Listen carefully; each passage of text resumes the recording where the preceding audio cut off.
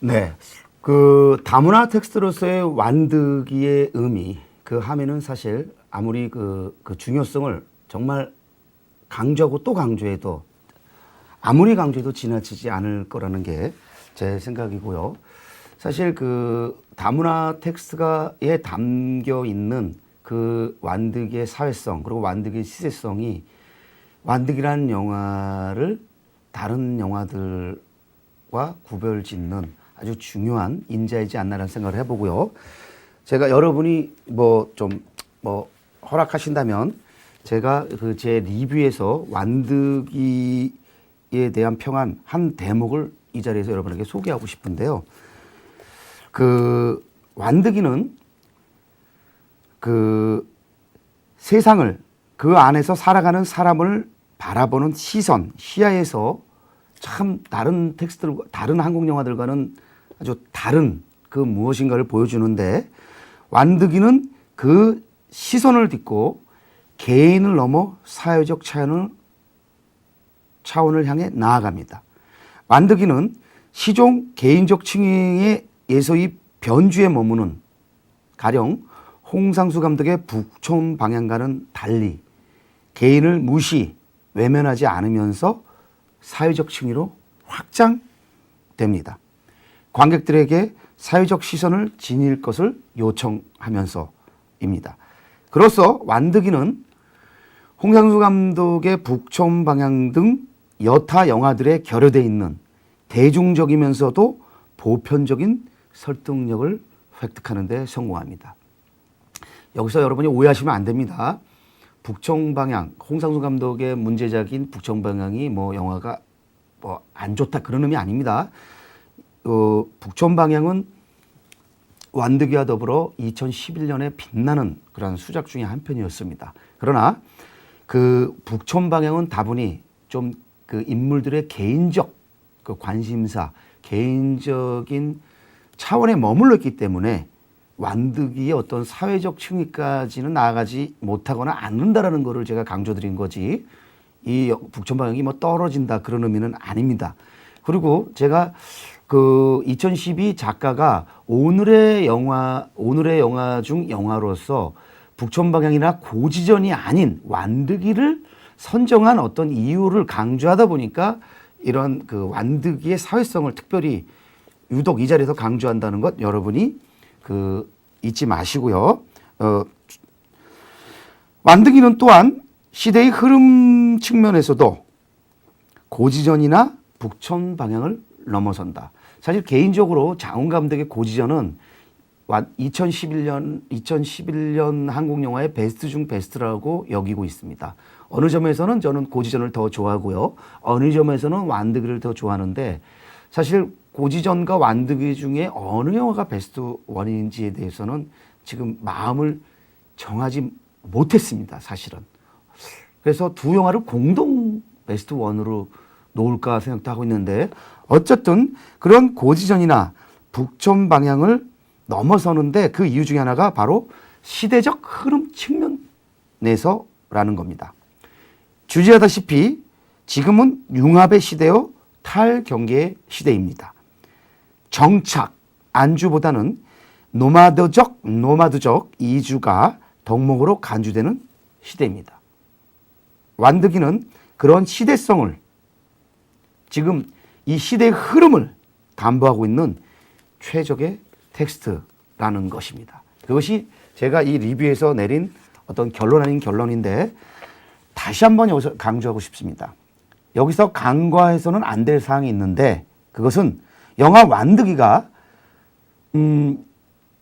이 영화의 모든 덕목을 영화의 오락적 재미, 감동을 결코 놓치지 않으면서 구현했다는 바로 그 사실입니다. 그것이 바로 영화 완득이의 최으뜸 미덕이라는 것입니다.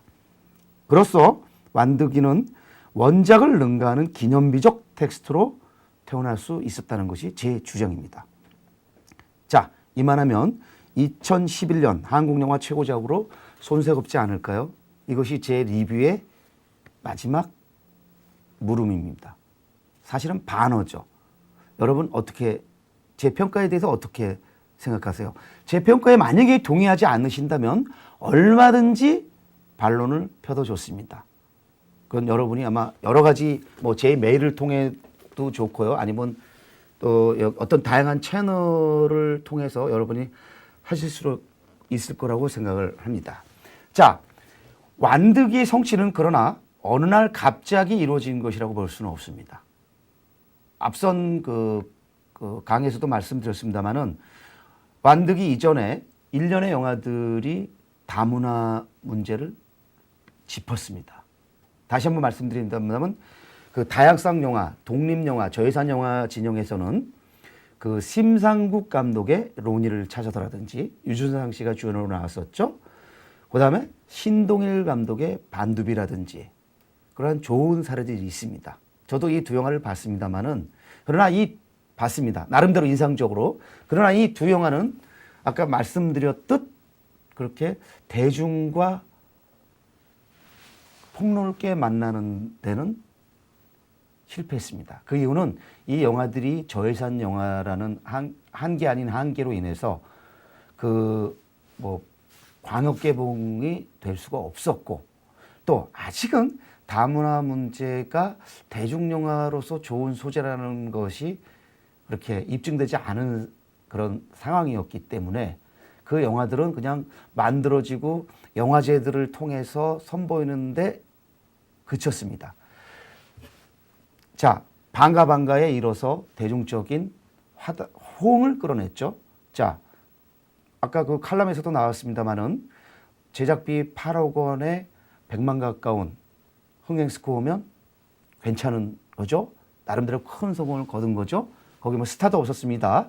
김인권이라는 좋은 연기자, 만년 조연일 것만 같은 김인권이라는 배우와 우리가 얼굴을 잘 모르는 신현빈이라는 그 또 신인 여배우와 그다음에 이제 그 아마추어 연기자들, 진짜 그 외국인 노동자들 같은 뭐 연기를 프로페셔널하게 한다고 볼 수 없는 그런 다양한 외국인 아마추어 연기자들하고 같이 해서 그 영화를 만들었는데 육상열 감독 사실 그 코미디의 발군의 재능을 보이는 감독이죠. 아이언팜 차인표 김인준 주연의 아이언팜에서는 뭐 그 대중적으로 큰 성공을 거두지 못했습니다만은 달마야 서울가제에서는 꽤 큰 성공을 거뒀죠. 지금 그 인하대학교 컨텐츠 학과에서 문화 컨텐츠 학과에서 그 교편을 잡고 있는데 그 반가반가를 보면은 그 외국인 노래자랑을 벌어지는 곳이 있는데 거기가 인하대학교입니다. 그 본인이 그 재직하고 있는 그 인하대학교인데 그거는 그냥 사실은 뭐 영화적 맥락을 넘어서서 감독의 그 백그라운드로 제가 개인적 친분이 있어서 소개를 드린 건데 그 육상열 감독이 그 자기의 특유의 어떤 코믹 그 효과를 잘 담아냈죠. 그리고 또 일부 장면에서는 한국 코미디 영화에서 쉽게 보여줄 수 없는 페이소스도 담는데 성공을 거뒀죠. 사실 반가반가는 처음 그 제목 반가반가 나오기 전에 그 도입부에서 이 영화의 어떤 다문화성이 고스란히 그 드러나죠. 그 카메라를 바라보고, 즉 카메라는 관객을 바라본다는 건데 바라보는 그 마치 좀 그래서 어색한 하지만 그것은 뭐냐면 취직을 하고자 하는 그 취업 일선에 나선 그런 외국인 노동자들이 아마 면접하는 그런 설정이 있기 때문에 그렇게 나온 것이 아닌가 싶은데 거기서 바로 이제 김인권이 분한 방가가 나오는데 그 본명은 방태식이죠. 한국 이름은 방태심인데 이 친구 보시다시피 김인권이라는 배우가 그렇게 매력적인 배우지는 아니지 않습니까? 물론 강재일 감독의 마이웨이에서는 아주 인상적인 그 연기를 펼치곤 했습니다만은 이 영화에서 사실 볼품 없는 그런 인물로 나옵니다.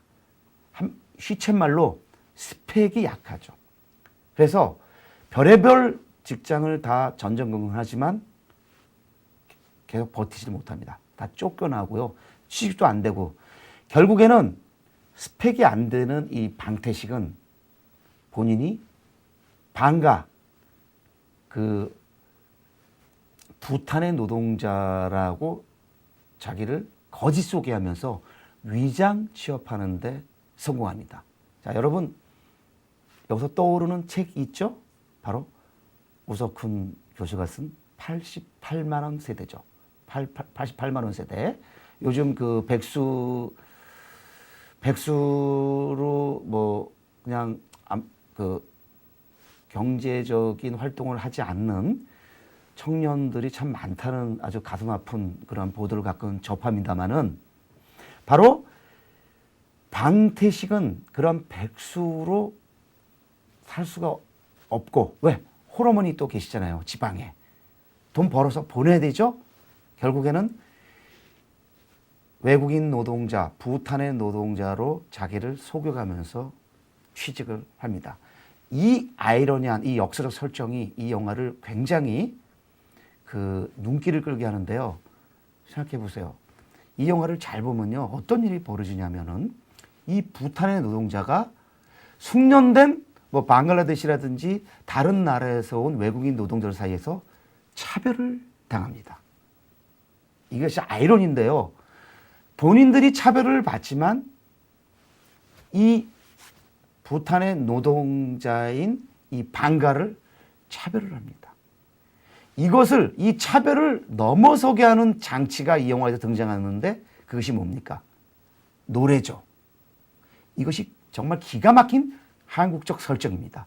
이 노래로 또 노래방에서 서로 같이 공감대를 형성하고 같이 또 노래 그 외국인 노래자랑에 나간다는 이 설정이 아마 이 저예산 영화를 100만 가까운 큰 흥행 성공으로 이끈 결정적 동인이지 않나 싶은데 이 원래 육사열 감독이 각본에도 재능이 있는데 여러 명의 각본에 여러 명이 이제 참여했습니다만은 육사열 감독의 어떤 아이디어도 많이 참여했기 때문에 가능하지 않았나 그런 생각을 해봅니다. 그런데요, 저는 육사열 감독이나 그 방가방가를 만든 그 스태프들에게는 좀 미안합니다만은 그 다문화를 바라보는 시선에서 방가방가는 완득이만한 성숙한 수준의 건강한 수준에는 조금 못 미친다라고 감히 평하고 싶습니다. 왜냐면요, 조금 그 방가방가는 저예산 영화라는 그 제약 한계를 떨치기 위해서 덜어는 좀 자극적인 뭐 대사라든지 자극적이고 좀 그런 자극적인 설정을 마다하지 않습니다. 이 영화가 그 12세 등급인데도 불구하고 좀 거친 욕설이 좀 뭐 자주 나온다든지 하는 것들은 조금 더 신중했더라면 좋았지 않았나라는 생각을 해봅니다. 그렇다고 거북스러울 정도는 아닙니다. 그런데 완득이와 비교해보면 다소 그 조금 그 성숙성 내지는 건강함이 좀 떨어지지 않느냐라는 아쉬움이 있어서 방가방가 뭐 만약 2탄이 나온다 그러면 좀 더 성숙한 완득이를 넘어서는 그런 영화가 또 나올 수 있지 않을까 이런 생각을 해보는데요. 사실 이 방가방가와 연관해서 아주 인상적인 그 지점은 사실은 이 영화의 결말부입니다. 저는 이 영화의 결말부를 보면서 우리 저기 그 코미디의 일가견이 있는 육사열 감독이 정말 이 시대에 좋은 리얼리스트구나라는 생각을 했는데요. 이 영화의 말미에서 이 영화는 우리가 흔히 대중흥행 영화에서 그 선택하기 말하는 그 평범한 그리고 순진한 해피엔딩으로 귀결되지 않습니다. 아까 말씀드렸죠?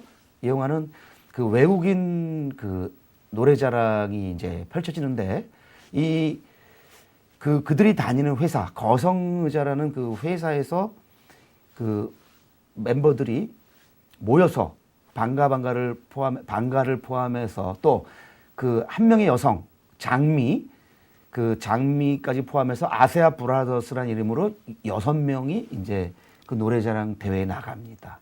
그런데 우리가 일반적으로 생각하면 그 노래자랑에 나가서 이들이 준비했던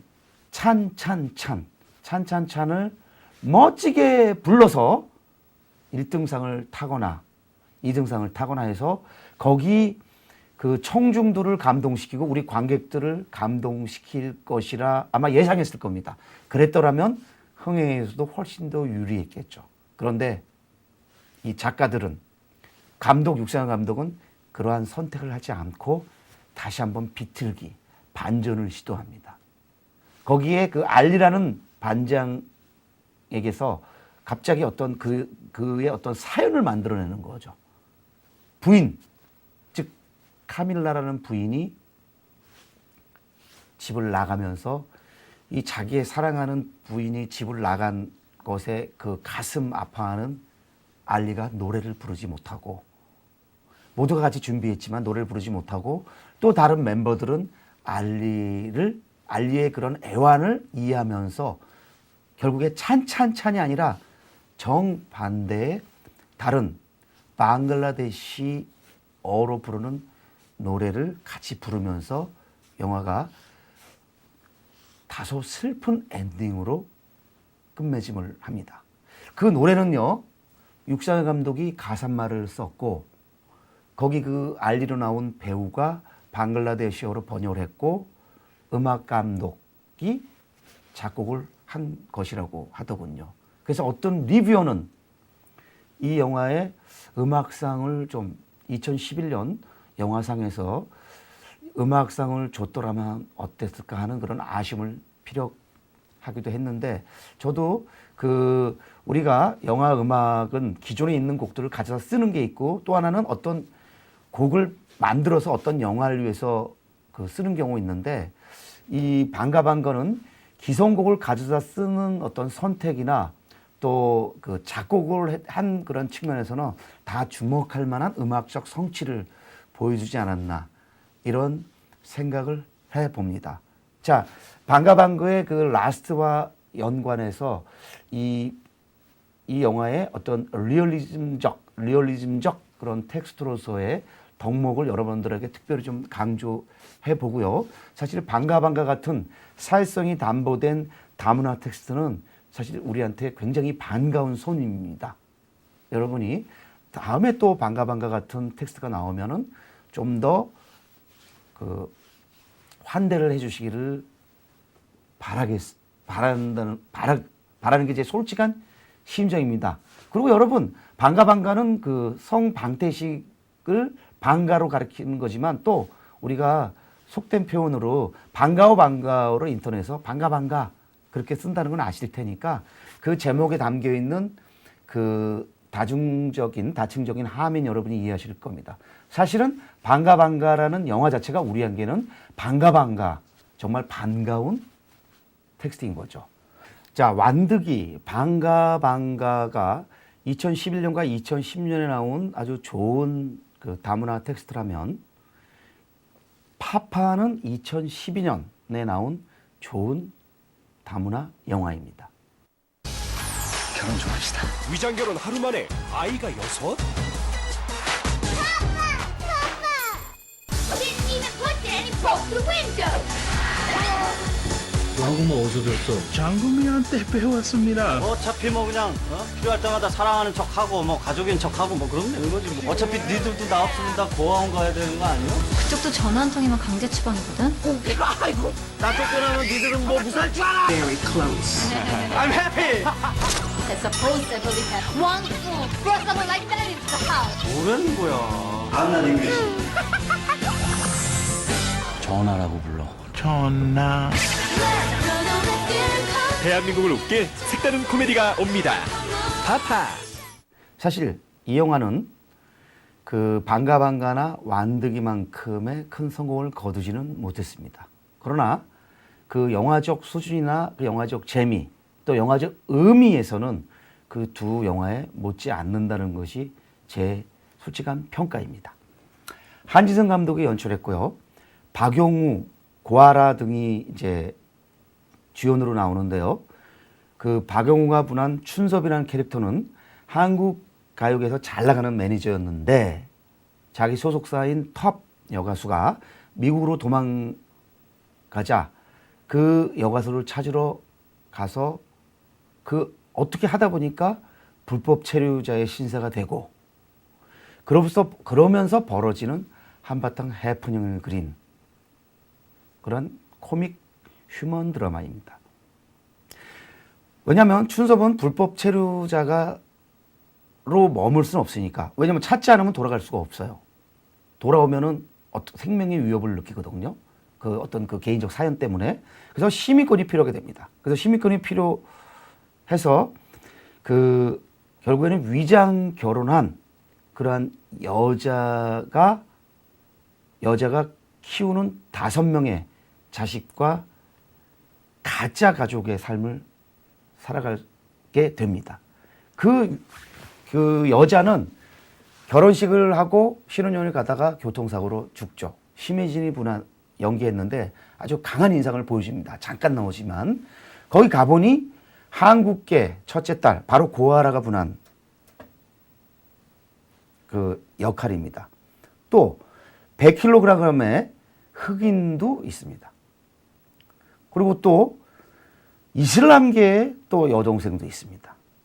그리고 또 랩으로 세계 재패를 꿈꾸는 백인 쌍둥이 형제도 있습니다.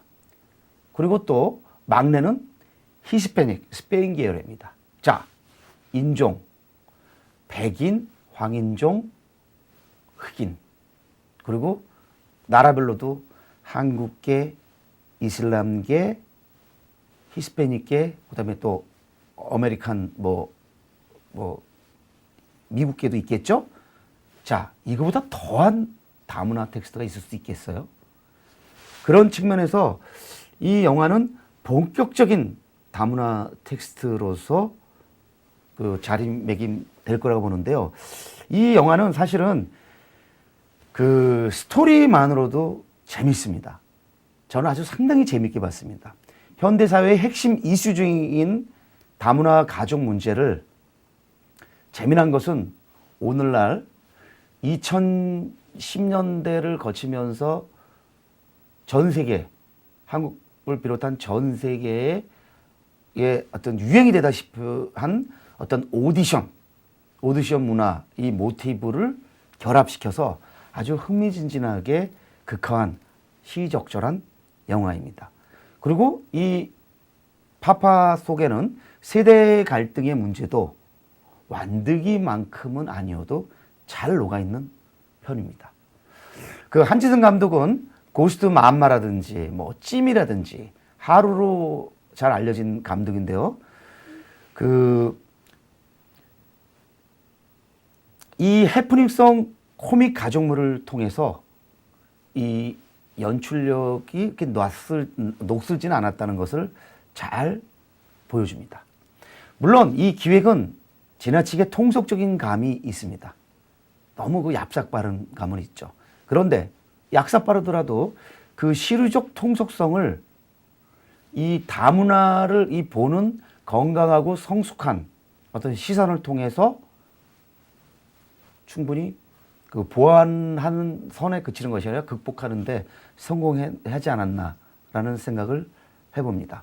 그리고 드라마를 끌어가는 그러한 그 호흡, 연출 리듬도 꽤 좋은 편입니다. 그 뭐 댄싱 퀸이라든지 페이스메이커 등 그 같은 시기에 선보인 그런 한국 영화들과 마찬가지로 웃음과 울음을 적절히 뭐 잘 섞었고요. 또 아주 오히려 그 페이스메이커나 댄싱 퀸보다 더 뛰어난 것은 그 음악이 아주 뛰어납니다.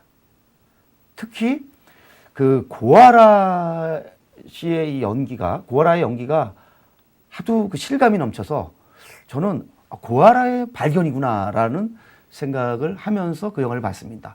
고아라는 페이스메이커에서도 김명민 주인공 역인 김명민을 그 김명민의 뭐랄까 상대역까지는 아니고요.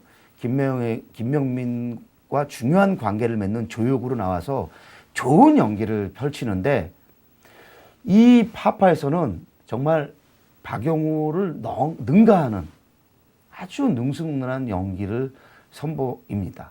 놀랄 만한 것은 실제로 그 고아라가 구사하는 영어 정말 네이티브에 못지않고요. 그가 직접 부르는 노래 프로가수 뺨칩니다. 그리고 또 이 훈련을 통해서 선보이는 춤솜씨 프로급입니다. 제가 알아보니까요. 바로 SM 소속인데 SM의 보아가 가르쳐 준 거라고 하더라고요. 사실 그런 점에서 이 영화가 기대만큼의 흥행 성공을 거두지 못한 것은 개인적으로 유감스럽습니다. 그래서 저는 이 파파를 보면서 이런 결론을 냈습니다. 여러모로 기대 이상의 재미와 감동을 선사하는 웰메이드, 잘 만들어진 대중영화라서 손색 없다고요. 그리고 다문화 텍스트, 다문화를 다룬 영화로서는 반가반가 완득이에 이어서 정말 그 두 영화에 뒤지지 않는 아주 인상적인 텍스트다라는 생각을 했습니다. 여러분 파파 만약에 보시지 않았다면 한번 보시는 것을 권하고요. 이 영화 우리가 예고편을 통해서 맛보기로 봤습니다만은 구체적으로 유튜브에 들어가면 여러분이 이 영화의 그 인상적인 장면들 많이 볼 수 있습니다. 가령 고아라가 춤추는 그 훈련하는 장면이라든지 이런 것들을 볼 수 있으니 한번 찾아보시면서 즐겨보시는 게 어떨까 이런 생각을 해봅니다. 네, 반가반가 완득이 파파를 통해서 다문화를 직간접적으로 다룬 그 한국 영화들을 에 대해서 우리가 한번 같이 생각해 봤는데요. 어떠세요? 제가 혹시 모르거나 여기서 놓친 아주 좋은 그런 다문화 영화가 여러분 혹시 알고 있는 것 중에 있으신가요? 있으시면 저한테 좀 가르쳐 주시고 다음에 그 영화들에 대해서도 한번 또 같이 생각해 보는 이런 시간을 갖도록 하겠습니다. 자, 이 다문화 문제는 장애등 또 실버 장애등과 더불어 당분간 지속적으로 영화화될 그런 중요한 그런 소재입니다. 그리고 영화적 소재를 넘어서서 한국 사회에 나가서 이 현대 사회에서 아주 중요하게 간주될 수밖에 없는, 중요하게 다뤄질 수밖에 없는 그런 핫 이슈입니다. 그래서 3차시 강의 때 가볍게 했습니다만은 한번 다문화주의 그리고 대한민국 우리나라의 어떤 다문화 사회에 대한 어떤 현재를 한번 보면서 이 4차시 2강을 마무리 지을까 합니다. 다시 한번 말씀드리지만 다문화라는 마늘따째 문화가 붙어서 여러 나라의 생활 양식이라는 뜻이 되는데요. 이때 이 생활 양식이라는 거는 바로 삶의 방식으로서의 문화니까 다문화는 여러 나라의 생활 양식이 되는 것이겠죠. 이 다문화주의 이념은요, 사실은 1970년대 서구 민주주의 사회에서 전면적으로 등장했고, 우리나라에서는 1980년대 말 이후에 이렇게 중요한 현상으로 등장하기 시작했다고 합니다. 글로벌라이제이션, 이른바 세계화가 진행되면서 단일한 민족 국가들이 가지고 있던 다양한 문화를 서로 인정하고 교류하기 위해 여러 문화를 존중하고자 하는 이론으로 여성 문화, 소수파 문화, 비서양 문화 등 여러 유형의 이질적인 문화의 주변 문화를 제도권 안으로 수용하자는 입장을 가리키는 용어로 자리 잡았죠. 다문화주의는 결국 다문화주의는 그 안에 여성 문화, 소수 문화, 이때 소수 문화는 뭐 가령 동성애 문화도 포함될 것입니다. 또 비서양 문화 등 다양한 이질적인 문화가 제도권 안으로 수용되는 것을 가리키는 입장이라는 것. 그리고 급속히 통합되는 현대 세계사회에서 여러 국가의 문화를 이해하고 자유롭게 접할 수 있는 문화의 다양성을 관리하기 위해 공식적으로 상호 존중과 문화적 차이에 대한 톨레랑스, 관용을 중시한다. 자,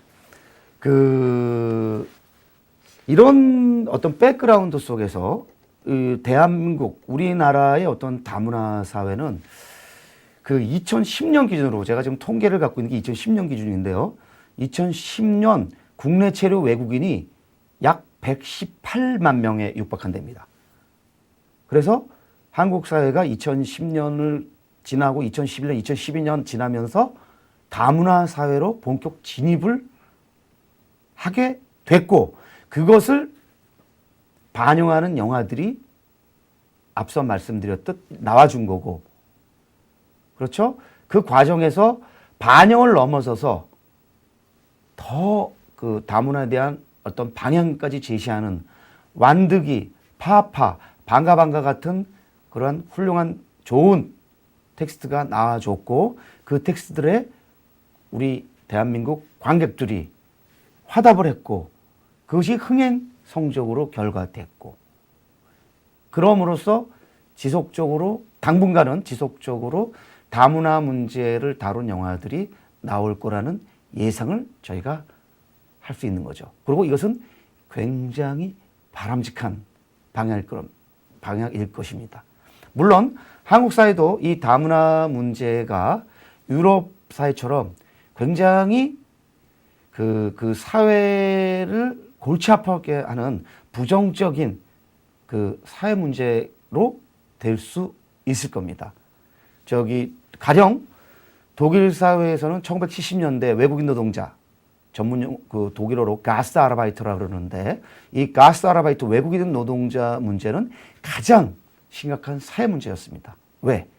독일 본토인들이 외국인 노동자로 인해서 일자리를 못 갖게 되고 그러면서 실업률이 높아졌기 때문이죠.